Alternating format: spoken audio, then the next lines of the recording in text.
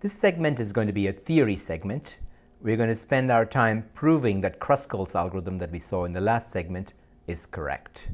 And you will see why. I mean, as I said last time, because the algorithm is complicated enough, we don't really understand why it's correct unless we prove it to be correct. And so this is an essential part of any algorithm design. So in order to prove an algorithm correct, very often we try to understand something about the objects that the algorithm is dealing with, in this case graphs and trees, and especially weighted graphs and minimum spanning trees. That's what it's trying to find. So we try to understand something and prove some properties of these graphs and then relate them to how the algorithm works.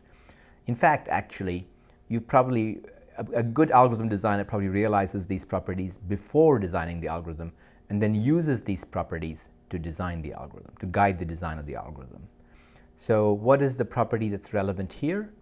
So the property that's relevant for Kruskal's algorithm is something that we call the cycle property. So what that says is that if you take any cycle in the weighted graph, and if you consider any edge of maximum weight in the cycle, then there is a minimum spanning tree that does not contain E. So in this particular example, we have the edge of weight 7 in the cycle. So this is the maximum weight edge in the cycle of weight 7, which is shown in red. And the cycle property is such that there is a minimum spanning tree that does not contain that edge. In fact, you can say something slightly stronger.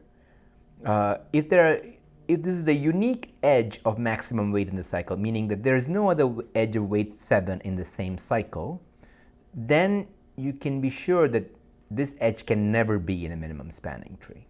So in this particular case, for this cycle 4, 4, and 7, you can be sure that this edge of weight 7 is not going to be in any, this edge of weight 7 right there, is not going to be in any minimum spanning tree. So let's prove this. So supposing for contradiction that there is a tree T star, which is the best tree, that does contain this edge E of weight 7 in our example, but in general this edge E, which is the maximum weight edge in the cycle. So then you can see if we remove this, what happens if we remove this edge E? In any tree, if you remove one edge, you're going to break up the tree into two components, two connected components. So you removed that edge and you broke up the T star into two connected components. And that's true for any tree for any edge. So now, what do we know about the cycle? Well, the cycle contained the one edge that we removed just now. That was the edge of weight 7. That was here. But it was a cycle. What does it mean? That means that the cycle must have started from one side, one component, this component below, taken the edge 7 to go to the upper component. But a cycle has to come back to the starting point. So there must be another edge from the upper component to the lower component. Let's see. So the cycle must contain another edge F that goes between the components, because as I said, a cycle must start and end in the same component. So there's this other edge. What do we know about that other edge? Well, recall that 7 was the edge of maximum weight in the cycle. Therefore, this other edge that connects the two components, this edge in green, has weight that's at most 7, less than or equal to 7. And of course, if 7 is the unique edge of maximum weight in the cycle, then this other edge will have weight strictly less than that 7. So that suggests that we could change the original tree T star we had, get rid of this edge E of maximum weight in the cycle, so T star minus E, that created the two components, and then add back this other edge from the cycle that joins the two components together. And what we've done is created a new tree, new spanning tree, whose weight is the original tree's weight minus the weight of the edge we got rid of plus the weight of the edge that we added. And you can see that because E was the largest weight of any edge in the cycle and F was also on that cycle, this whole quantity is less than or equal to the original tree's weight. So we've gotten a tree that's no worse than the original tree, and we've gotten rid of the edge E that was the heaviest weight edge in the cycle. So we don't need E. There is a minimum spanning tree that does not contain E. I hope that proof is clear. And why does it prove that Kruskal's algorithm is correct? How does this theorem relate to Kruskal's algorithm? So basically, recall when Kruskal's algorithm decides not to choose an edge EJ.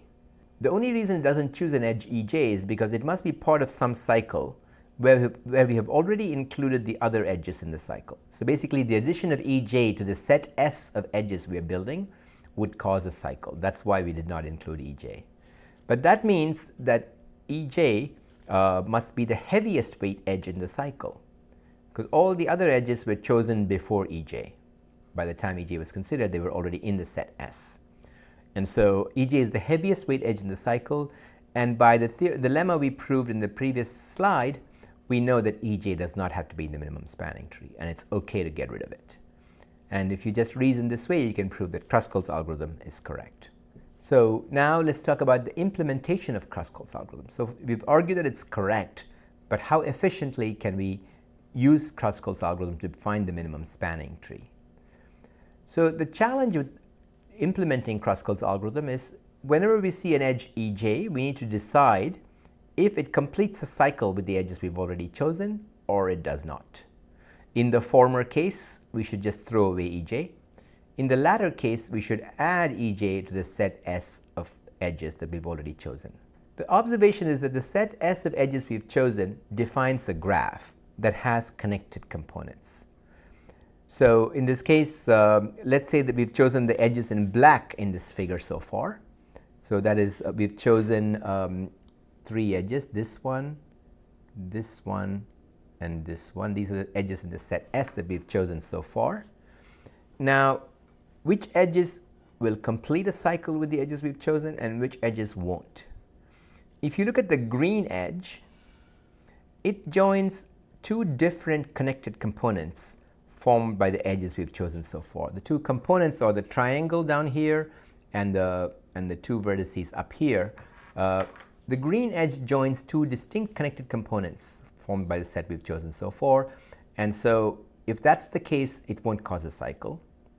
On the other hand, the red edge joins 2 vertices in the same connected component, as you can see here, and so the addition of the red edge would cause a cycle. So when we are deciding whether the edge ej, which is the edge ej with endpoints u and v, is going to cause a cycle, what we have to do is determine if u and v lie in the same connected component formed by the edges we've already chosen, or they lie in different connected components.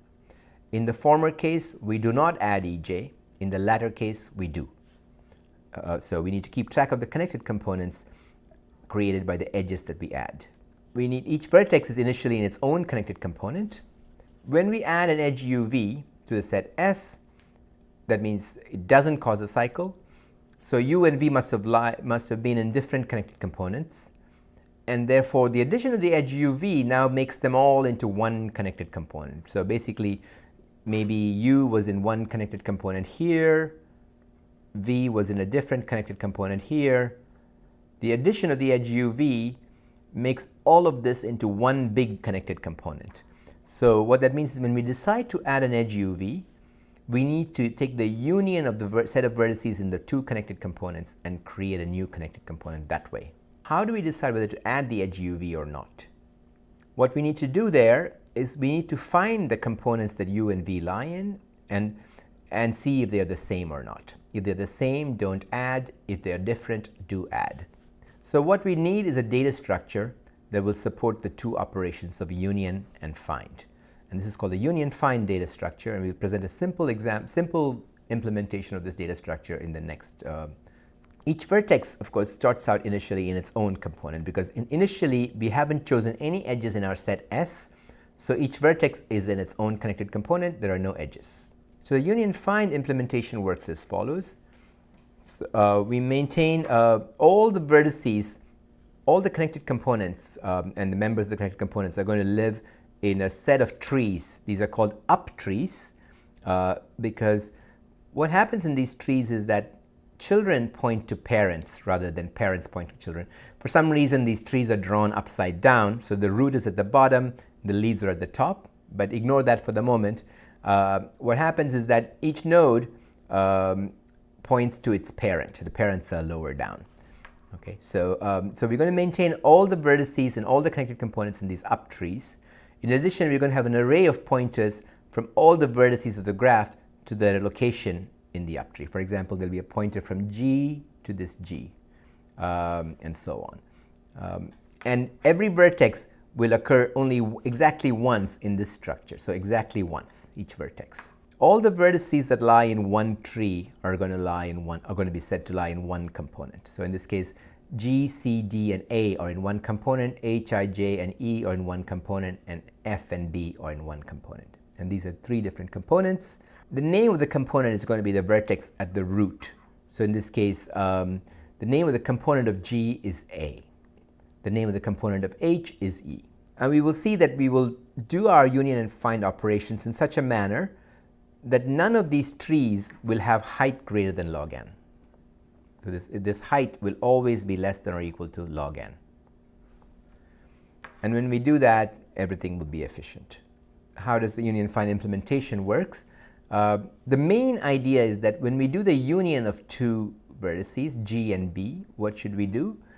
Well, G is here and B is here. B is here. We've already done the union. Sorry, this was from the previous picture. We are doing the union and we are showing the result of the union already. So in the previous picture, suppose we want to find the union of G and B. So we want to unite the two components, one with 4 vertices and one with 2.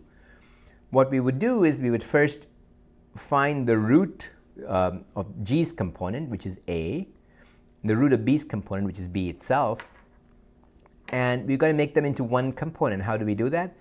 We simply make the component that has fewer nodes point to the component, the root of the component that has fewer nodes point to the root of the component that has more nodes. And the result of that is shown in the next slide. We'll get this kind of picture. So make the root of the smaller tree point to the root of the larger tree. This also tells you that along with the trees, we need to maintain at the root of the tree the size of the component, the number of nodes in that component at any given time. And we can easily maintain that.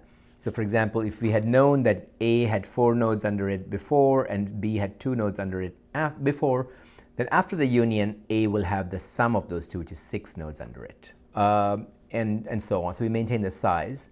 The claim is that if we build trees using the simple rule that the root of the smaller tree always points to the root of the larger tree, then the height of the tree will never become more than log n. Why is that? Well, note that the only nodes for which the path to the root has increased in length are the nodes that come from the smaller tree.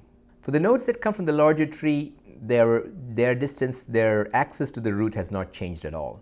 The nodes from the smaller tree have now got to traverse all the way down up to their original root and then to their new root, which is one extra step. Every time their path length increases by one extra step, what has happened to the size of the tree that they are in? Well, because they were in the smaller component, the overall tree, the 6, is more than double of the size that they were in before. They were in a size 2 tree, and they now, with a path of length 1 more, they're in a size 6 tree. So every time the path length increases by 1, the size of the tree at least doubles. And if that happens, the path length can only increase to log n before the size of the tree is n. So no tree will get larger than higher than log n. And so the union operation is described there. How does find work? So to find, basically, you just, to decide if the edge GB should be added, you first do a find at G and you return A. You follow the tree down to its root and you find the root's name and you return A. You do a find at B and you return B. And since A and B were in different components before, that's why we did this union. So find is simply a matter of traversing, starting from the array to the location of the node in the tree and then walking down the tree to the root of that tree. So you can see that both unions and finds take at most log n steps. So sorting the edges, so Kruskal's algorithm again, basically the first step is to sort all m edges, takes m log m time. We can always m log m is always the same order of magnitude as log n, because in a connected graph, the number of edges is between n minus 1, which is what it will be for a tree, and n squared or so. I mean, even less than n squared, but let's say n squared. And you can see the log of n squared is just 2 times log n, which is the same, is really order log n, 2 times log n. So that means that log of n squared, log of n, they're all the same thing as far as asymptotic notation is concerned. So order log m is the same as order log n.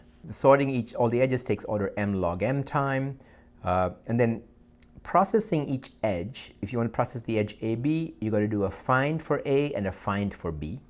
That takes order log n time each. If you find that they are in different components, then you would be unioning those components, and that actually really takes only one step after you've already come to the root of these components. So two finds and a union take order log n time per edge, so the total running time is just order m log n.